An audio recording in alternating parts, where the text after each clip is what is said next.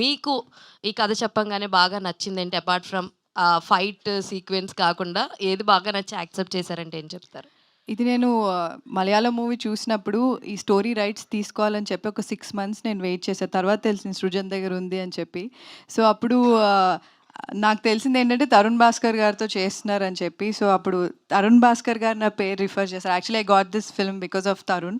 Okay. So, నాకు ఈ cinema, ఈ స్టోరీ, ఈ వరల్డ్ నాకు చాలా ఇష్టం. అంటే మలయాళం సినిమా చూసినప్పుడు ఎందుకంటే చాలా అరుదుగా యాక్టర్స్‌కి ఇలాంటి క్యారెక్టర్స్ వస్తాయి. So, I thought it's a very good opportunity అని చెప్పి అసలు డిస్కషన్ కూడా ఏం లేదు. వెంటనే I jumped into it. So 3 different 2 different variations చూపించడానికి అంటే ఇప్పుడు 3 రోజెస్ వస్తుంది. దాని తర్వాత ఇమ్మీడియేట్‌గా జాన్‌లో ఇది ఉండబోతుంది. ఆల్ ది వెరీ బెస్ట్ అండి. థ్యాంక్ యూ సో మచ్ అండి. తరుణ్ భాస్కర్ గారు, అంటే మీరు ఇందాక రీమేక్ గురించి మాట్లాడుతున్నప్పుడు పెళ్లి చూపుల గురించి కూడా మాట్లాడారు. అంటే పెళ్లి చూపులు వచ్చినప్పుడు ఏంటంటే మనకు ఓటీటీ కల్చర్ ఇంత లేదు. ఇప్పుడు ఓటీటీ మారిపోతూ వస్తుంది. తర్వాత జనాలు కూడా ఏంటంటే ఒక 1 వీక్ తర్వాత ఓటీటీలో వచ్చేస్తా అనేది ఉంది. బట్ ఈ సినిమా ఏంటంటే అక్కడ ఆల్రెడీ అక్కడ హిట్ అయ్యి ఇక్కడ ఓటీటీలో ఉన్నా కూడా ఇంత రిస్క్ చేశారు కదా.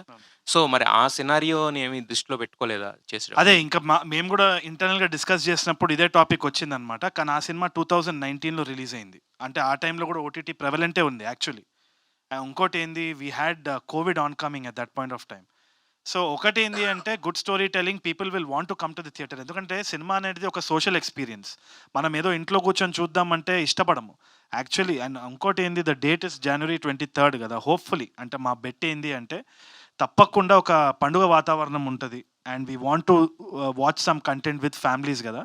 And especially when it's a comedy and it's a social experience కదా.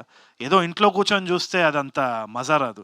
థియేట్రికల్గా ఒక సినిమా ఉంది, పీపుల్ ఆర్ లాఫింగ్, ఒక్కసారి మంచి వర్డ్ ఆఫ్ మౌత్ వచ్చిందంటే దాంతో స్ప్రెడ్ అయ్యే అవకాశం ఉందన్న నమ్మకంతో చేసిందంతే. అయితే రీసెంట్గా మీరు మాట్లాడుతూ ఒక ఈవెంట్లో మంచి ప్రేమికుడు, మీకు తెలిసిన మంచి ప్రేమికుడు గురించి చెప్పమని నేనే అన్నారు.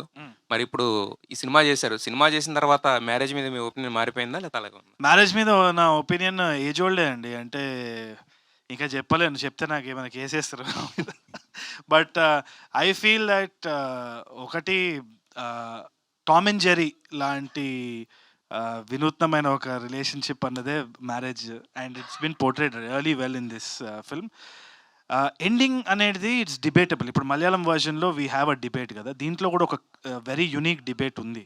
సో నాకు తెలిసి I think everybody will have different opinions about it. I'm enjoying it అంతే. ఈషా గారు,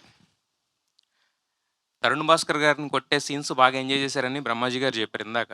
మరి 100% కరెక్ట్ అండి. 100%. ఇప్పుడు అంటే ఇంతకు ముందు ఆడిషన్ తీసుకోలేదనా, లేదంటే ఇంక నెక్స్ట్ ఇవ్వరేమోనన్నా, లేకపోతే ఏంటి? ఓకే. ఓకే. అంత ఇంటెన్షన్ ఏం లేదు. ఒకటి నాకు ఎప్పటి నుంచో యాక్షన్ సినిమాలు చేయాలని ఉండింది. But I thoroughly enjoyed sir. అయితే ఆమెకు యాక్షన్ సినిమా చేయాలని ఉంది. She wanted to be the today's Vijayashanti అనమాట. ఆ ఎక్స్పెరిమెంట్కి బానిస నేనే. అది నాకు తెలియదు నేను సెట్ మీద వచ్చినప్పటి నుంచి. ఆ తర్వాత నేను వచ్చేసి ఇట్స్ ఓకే గట్టిగానే కొట్టండి అది ఇది అంటే ఇష్టం వచ్చినట్టు కొట్టింది. నేను షాక్ అయినా అసలు యాక్చువల్లీ. తగిన కానీ మొత్తం ఇంకా 60 మెంబర్స్ క్రూ అందరు చూస్తుంటే అని ఇట్లా వెళ్ళిపోయి క్యారవాన్లో ఏడ్చిన తర్వాత